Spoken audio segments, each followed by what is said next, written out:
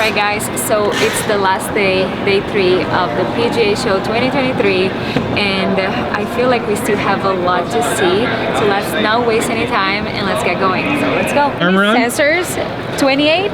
28 sensors, and we got 6 on the club, and then your elbow point. So the 3D motion capture software called Gears. Okay. What we use is 8 high-definition infrared cameras to measure everything and anything about your golf swing in real time. So it's the only system that can measure the golf club, the body, and face all at the same time. You're gonna create a monster. Great. She's such a golf nerd. She loves it. She wants to know all this stuff. Awesome. Well, we'll just get all the sensors on her and get her calibrated here in a minute. I'm probably going to be very disappointed, but that's just gonna make me a better golfer. So I'm excited. Figured out what's going on with my swing and work on it after this. Did you ever sign the release so you can make a video game after? This is actually what Avengers was filmed on, these cameras. Oh wow. All the video games. Wow. World of Warcraft and stuff. So from wherever your neck is, chin down just a little bit. Perfect. Just hold that pose for 30 seconds there. Move around, you can see yourself there in 3D. Are you trying to get PGA Show? We had you hit on Gears here for the first time. And this is a 3D motion capture system. So a few things that we can look at here to address. We look at your swing. Drew a bubble around your head, and as you make your backswing, you notice how the head stays nicely in the bubble. It's nice and stable. From the down the line view, you can see that the hand path in the backswing and the yellow line here, the orange line coming down and the gray line coming through, they're all kind of matching. They're not twisted in one direction. So you're a pretty good golfer, we can tell just by seeing that. You can have the club head also tracing its arc. A couple of things that we'd recommend. So the software measures your swing in 3D. And there's a couple of things here that See it already. yeah, so the arms are kind of stand a little bit behind you as the head kind of moves forward a little bit. The shaft kind of kicks out a little bit on the downswing here. The butt end will probably be behind your body a little bit. So you're constantly trying to get the arm to go across. So look at this data point here, the horizontal abduction number. That's the angle from the lead arm to the chest, how many degrees. So you start at 81 degrees.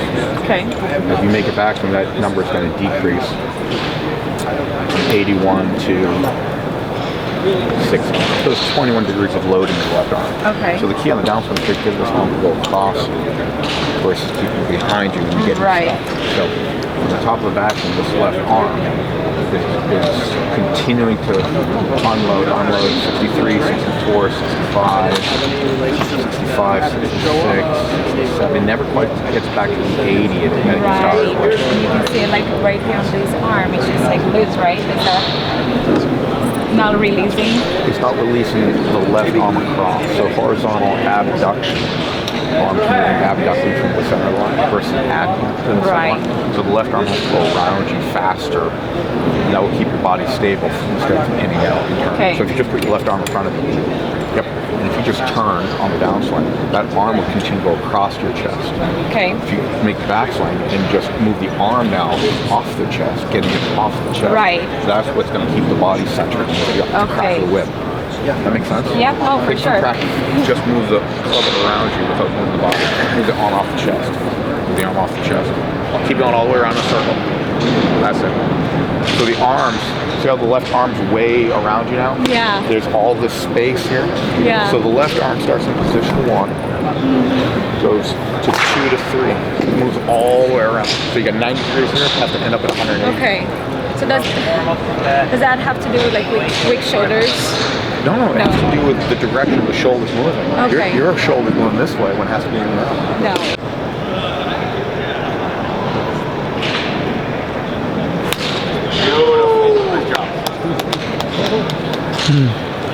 Every bowler draws the ball. They don't come up to the lane and just slice it into the other lane over. So we'll notice here that before the 62.9 degrees of shoulder turn at P5 and left arm parallel, the shoulders are turned back more and the arm is more released. The left arm has gotten from 63 degrees to 67. So you're a lot of work for you to it naturally. It's just gonna. But now I know, you know, and it's. Well, it took one swing to change, and did the second one, it got even better. Right. So the body is not pivoting in front, making you have to tilt back to lower the club. So the lowering the club happens with the arms versus the lowering the club happening from the body. Top of the backswing now. The before is in blue. And when we get down to the left arm parallel, we'll stop these at the same point. Now, the pelvis was swaying 3.4 inches. Now it's only swaying 1. The arm has now released to 68 versus 63 pinning, so it's coming off the chest better. And as we continue down, the head is more in the bubble. We overlay these two. You'll see how now the club's not as far, the hips aren't as far forward.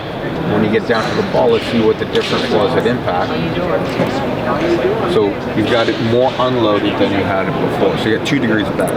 Okay. So we'll do it again. We'll do it more and more and more. But the goal is to get that arm to come off the chest, and you haven't slid your pelvis as far. So what was happening earlier is you're adducting the lead shoulder and just sliding forward.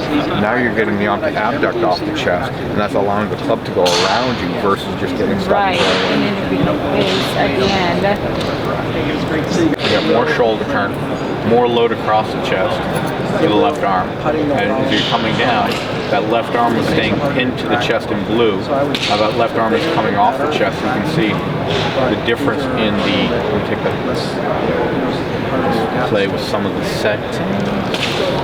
You can see how this yellow line back there, that's the shoulder turn. You got more degrees of shoulder turn. So that arm's going to come down and pass on the chest. Yeah.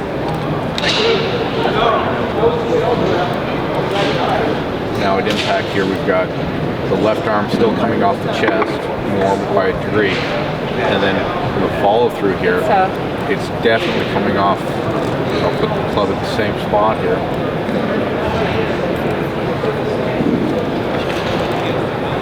Go ahead. No, it's just saying it looks better. I'm still, obviously it's something that I just gotta work over and over, but you can see. So here when the shaft is parallel, you have more shoulder turn. Okay. Right, we've got however many degrees that is. The blue is the before. So you went from 72 to 82 degrees of shoulder turn. And I didn't even ask you to ask turn. So the turn was pulled around with the shoulder, with the abduction of the lead arm. Yeah. So when this left arm stayed stuck, you weren't getting enough turn. And that's, so I didn't ask you to turn more. I asked you to turn less and get the arms off, and you got more turn. Right. That makes sense. So the more I do it, the more this arm is going to be extended because I'm just like letting it go more. Correct. And that's what you want, the extension by just letting go of the arm? Yes, but I would use the word abduction instead of extension, but yes. Okay. Abduction is the horizontal motion of the arms going from the middle of the body. So think of a child being abducted and gets moved away from something, or he gets pulled away. Right. Adduction would be the opposite, going to the midline, adding to the midline. So what we're doing is abducting, moving the arm off the chest versus continuing to add to the chest. Yeah. So you're not getting a power transfer if you're just doing when he makes you mad, you give it back. Hey, do not give her ideas. the back, as you're coming down, how much more shoulder turn you're maintaining versus pinning out. And I thought it was more days, but now I know. So if you look at a bowler, right, their hips close and the arms pass. They don't open their hips. Right. They throw it the other way. Yeah. So it's the backswing is where you turn the hips. The downswing is when the arms come up. Awesome. Well, thank you so much. Thank you, Jess. I appreciate you coming to the Gears booth today. Thank you so much. That was awesome.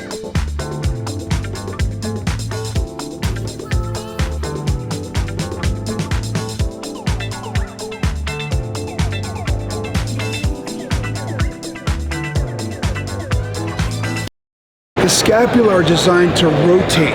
So when I throw a punch, this scapula drives back and this one comes forward. When I serve a tennis ball, scapula back forward. Right. Now pause right there. Can you feel this hip engage? Can you feel the core muscles engage? I can. Okay, now turn back. Now give turn. Jenny. Beautiful. Come back. Now, give me more of an address position. So arms down here. And I want you to swing through this way. Good, now pause right there. Pause. You feel how everything's lined up? And you get power into this. I do. Like putting force in it. Putting force into the ground. That's your kinetic chain. We're trying to get that core of energy. Coming back. Now again, swing through. And look at your balance, your posture alignment, right? You see how you want to have those muscles engaged. Okay, now come back down. Now, feel it. Now you see. Now come back. Now. Loose, relax. You got it. Speed. Power. Yes. Now you're moving like an athlete. Come on, you got faster than that. Rotation, power, control, and tell me posture, and rest. That's awesome. Information along with some other questions, and in a second here we'll find your perfect fit. So look at that. 233, 233. You have a perfectly symmetrical foot. That's great. That's Pretty close there. quite impressive. Most people will ignore all of that information because it's not useful unless you understand how the fit differences are. So that's what we've done.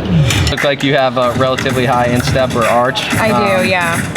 But as you can see here, left to right, one's actually a little higher than the other. It's not perfect.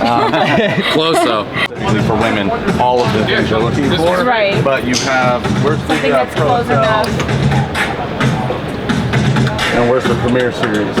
So it'd be this shoe, which we can customize to any color. Oh, nice. Really? So yeah, so that's in a spikeless version. And grab a Premier.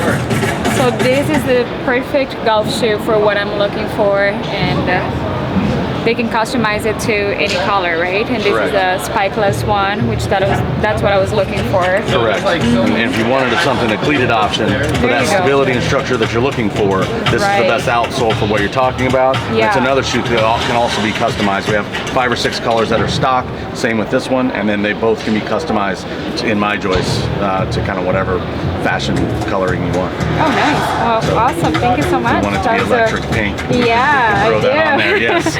I like all the colorful stuff. Yeah, that's awesome. Well, thank you so much. That was a really cool experience. Absolutely. Yeah. Thank you.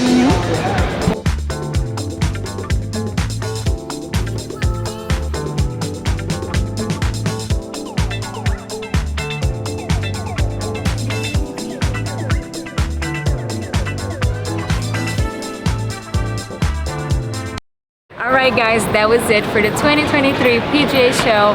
We had so much fun. That there was just so much to see. I think we only got to see maybe like 50% of the companies we wanted to see, but it's all good. We had a lot of fun and you guys get to see a little bit of what it's like. And I hope you guys enjoyed this video. I hope you guys enjoyed the show. If you guys did, make sure you guys like, comment, subscribe, and I'll see you guys on the next video.